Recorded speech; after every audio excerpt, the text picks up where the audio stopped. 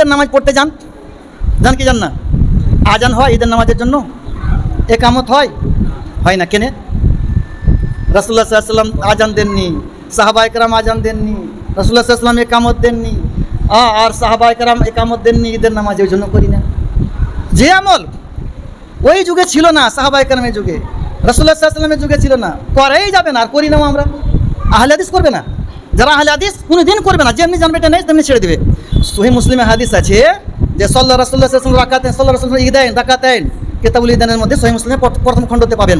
রাসূলুল্লাহ সাল্লাল্লাহু আলাইহি ওয়াসাল্লাম 2 রাকাত নামাজ পড়লেন ঈদের, বেলা আযান ওয়ালা ইকামা, আজান দেননি, একামত দেননি, ওয়ালা নিদা, ডাক দেওয়া হতো না যে চলে আসুন 10 মিনিট বাকি আছে, চলে আসুন 5 মিনিট বাকি আছে, ডাক দেওয়া হতো না। আমরা ওই দুটা নিয়ে আনলাম, কিন্তু কোনটা? আজানও দিন না, একামত দিন না। আর ওই হাদিসে যে আছে ওয়ালা নিদা, ডাক দেওয়া হতো না, ওটাই আমরা মানি না, এটাকেও মানতে হবে। ডাক দাও আগে এলান করে দেন, আগে 8 দিন আগে, 5 দিন আগে ঈদের টাইম সকাল 9টা, সকাল 8টা, সকাল 7টা, মসজিদে বলে দিলেন, মুসল্লিদেরকে হয়ে গেল জেনে, সব জানাজানি হয়ে গেল, এলান হয়ে গেল। কিন্তু ওই যে ঈদগাহ থেকে আবার ডাকবেন তো হবে, চলবে না। কেনে? 3টা কথা ওখানে, সহিহ মুসলিম প্রথম খণ্ড কিতাবুল ঈদাইন, এইভাবে খুলবেন তো এই পৃষ্ঠা থেকে শুরু হবে, এইভাবে উল্টাবেন, ওইখানে ওপরখানে আছে কি আছে যে রাসূলুল্লাহ সাল্লাল্লাহু আলাইহি ওয়াসাল্লাম ঈদাইন আর রাকাতাইন বেলা আযান ওয়ালা ইকামা ওয়ালা নিদা ওয়ালা শাই। রাসূলুল্লাহ সাল্লাল্লাহু আলাইহি ওয়াসাল্লাম ঈদের নামাজ 2 রাকাত পড়লেন, আজান দিলেন না, একামত দিলেন না, ওয়ালা নিদা, ডাক দেওয়া হতো না, আসুন চলে আসুন, ডাক দেওয়া হতো না, ওয়ালা শাই, কিছুই বলা হতো না। এটাকে মানতে হবে। একই হাদিসে 3টা কথা, 2টা মানছি একটা মানি না, তো আমাদেরকে এটা মানতে হবে। আপনাদের ডাক দেওয়া হয় কি হয় না? আমি আন্দাজি বলে দিচ্ছি, মানি না, হয় ডাক দেওয়া হবে না। আমাদের দিকে জায়গা ডাক দেওয়ার জন্য বলছি যে 2টা মানছি একটা মানি না, মানে আমাদের দিকে ওটা আসে, তো ওই ডাক দেওয়াটা চলবে না, কিছু বলতে হবে না। টাইম আগে বলে দেন, আপনার টাইমে নামাজ শুরু করে দেবেন। একটা কথা মনে রাখবেন যে ঈদের নামাজের টাইম যদি 10টা করেন, কিছু লোকের জামাত ছুটবে। জোহরের টাইম 2টাতে করে দেখেন, জোহরের টাইমটা 2টাতে করে দেখেন, কিছু লোকের জামাত ছুটবে। জোহরের টাইম 11:40 হয়েছে, 12টাতে নামাজ পড়ে দেখেন, কিছু লোকের ছুটবে। যখনই আপনি করবেন কিছু লোকের ছুটবে। তো লোক দেখলে হবে না, মানুষ দেখলে হবে না, কি দেখতে হবে? কোরআন হাদিস। কি দেখতে হবে? কোরআন হাদিস দেখতে হবে।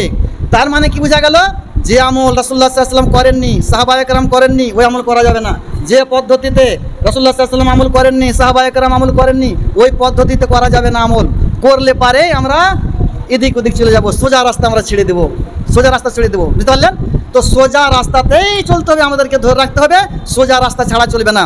এই জন্য আপনারা যে কোনো ক্ষেত্রে, যে কোনো ব্যাপারে সব সময় এটা মনে রাখবেন, কোরআন হাদিসকে আমরা দেখব।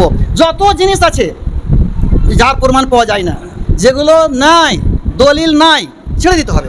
আমল করে আসছি, আজকে জানতে পারলাম যে দলিল নাই, আমাদেরকে ছেড়ে দিতে হবে। যখন জানলেন যে দলিল নাই, ছেড়ে দিতে হবে। অনেক লোক, কত লোক যে দলিল পেয়া ছাড়ছে, কত লোক ছেড়ে দিচ্ছে। জানতে পারলাম যে চিল্লার দলিল নাই, চিল্লা ছাড়তে হবে। জানতে পারলাম জোটের দলিল নাই, জোট ছাড়তে হবে। এটাই হলো আমাদের আহলে হাদিসের তারিকা। আহলে হাদিসের তারিকা এটাই, কেনে?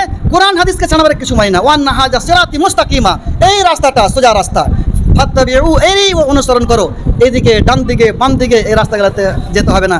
এই জন্য সবসময় মনে রাখবেন হুযায়ফা রাদিয়াল্লাহু তাআলা আনহুর হাদিসটা, যে কুল্লু ইবাদাতিন লাম ইয়াতাআব্বাদহা আসহাবু মুহাম্মদ ফালা তাআব্বাদুহা। যে ইবাদত রাসূলুল্লাহ সাল্লাল্লাহু আলাইহি ওয়াসাল্লামের সাহাবায়ে কেরাম করেননি, ওই ইবাদত করা যাবে না। একটা হাদিস বলে দিই আপনাদেরকে। ওই যে একখানা কিতাব আছে আল বিদা ওয়ান নাহি আনহা, আল্লামা ইবনে ওয়াজ্জার লেখা। কে লিখেছেন? ইবনে ওয়াজ্জা। ওই বইয়ে তাবরানির হাওয়ালা দিয়ে লেখা আছে, বাইহাকির হাওয়ালা দিয়ে লেখা আছে কি যে কিছু লোক মসজিদে এসে কাঁকর গুনছে, সুবহানাল্লাহ করে কাঁকর লিয়ে গুনছে, সুবহানাল্লাহ। আব্দুল্লাহ বিন মাসউদ জানতে পারলেন, দিয়ে বলছেন যে কি ব্যাপার, এই সাহাবায়ে কেরাম থেকে আগে বেড়ে গেছো নাকি তোমরা? সাহাবায়ে কেরাম থেকে আগে বেড়ে গেছো? সাহাবায়ে কেরাম তো আমল করেনি, ওরাকে মসজিদ থেকে বের করে দিলেন। ভালো আমল তো করছিলেন ওনারা, সুবহানাল্লাহ আলহামদুলিল্লাহ পড়ছিলেন।